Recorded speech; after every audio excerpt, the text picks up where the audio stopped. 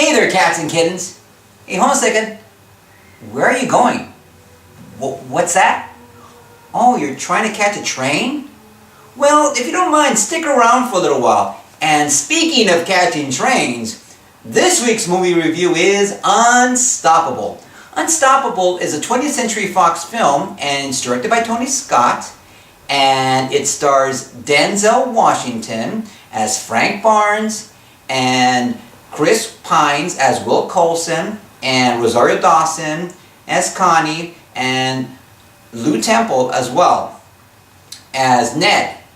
And this is an action suspense film, and it starts off, it's set in Pennsylvania, and it starts off at this train yard, and this train, the 777, this really modern, powerful, long train that's pulling among the other cars, some cars with some toxic chemicals, and due to the incompetence of two of the railroad employees, the train, at full speed, unmanned, is heading towards some populated areas, with the danger being it might hit one of the biggest cities in Pennsylvania, Scranton. Now, we're introduced to Denzel Washington's character, Frank, who is being forcibly retired with some really half pension, and he's introduced to Chris Pine's character, Will, who is, he has some relatives in powerful positions in the company, well-connected positions, and so he's kind of being moved along very quickly along the ladder to the coveted role of engineer. And Frank is a conductor. So here's the thing. So it comes in, and a lot of the old-timers, again, are being forced to take these packages, which aren't so great, by the corporate bigwigs.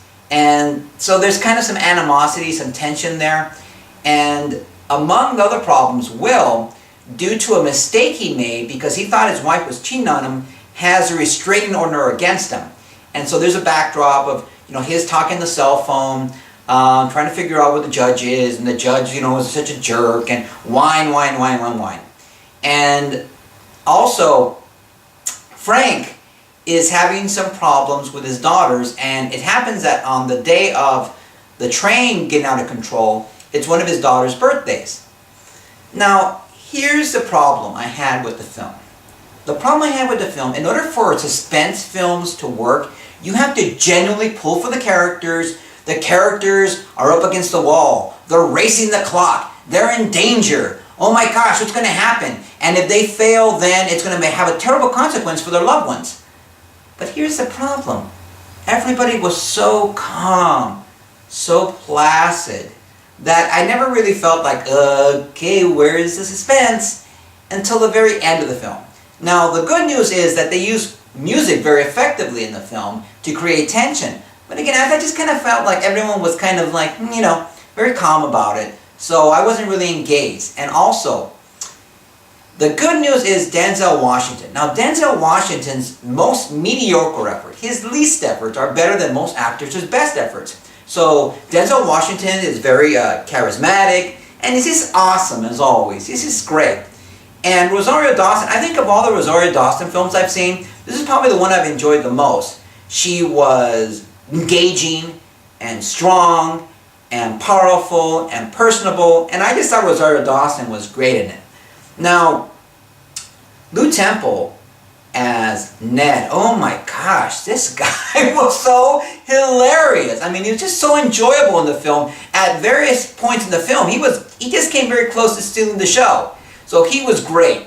And I'm looking forward to seeing Lou Temple's future film roles. He was just great. I really liked him. Can't say enough good things about him. Now, here's the bad points. The bad points is Chris Pine's character, Will, he came across as kind of cocky and brash and abrasive. And when you do that with someone who's as charismatic as Denzel Washington, you wind up disliking the character. And it was like, oh, the judge is such a jerk, and I really want to see my kids, and it's whine. I'm thinking, okay, all right, whatever. You're a jerk. Don't be mean to Denzel Washington. Who the heck do you think you are? And so that was going against the film. And also, we're saying, okay, He loves his wife, he loves his kids, but they don't bring the wife and kids on screen until almost towards the end of the film.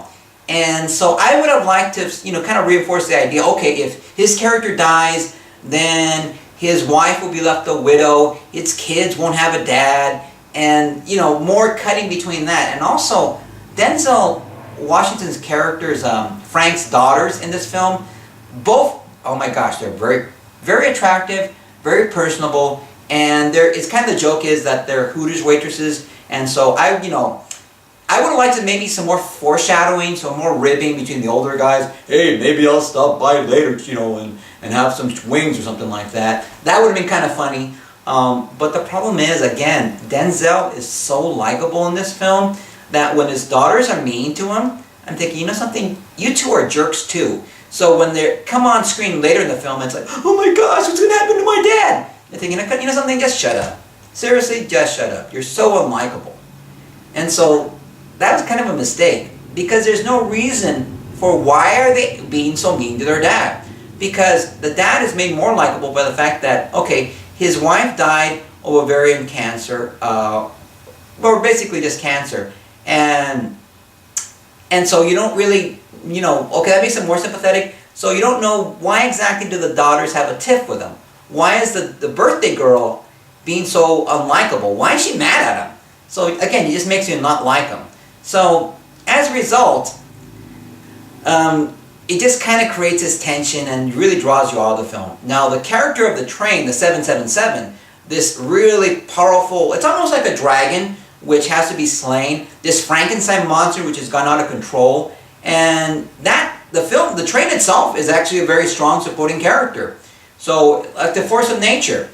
And so, that's good news too, but again, the lack of tension and these really unlikable characters really hurt the film. As a result, the best I can give this film is a B-, and that's mainly because of Denzel Washington, Rosario Dawson, and Lou Temple. So, that's pretty much it. Alright, well I don't want to keep you any longer because I know you have a train to catch. So, I will be talking to you very soon. Bye!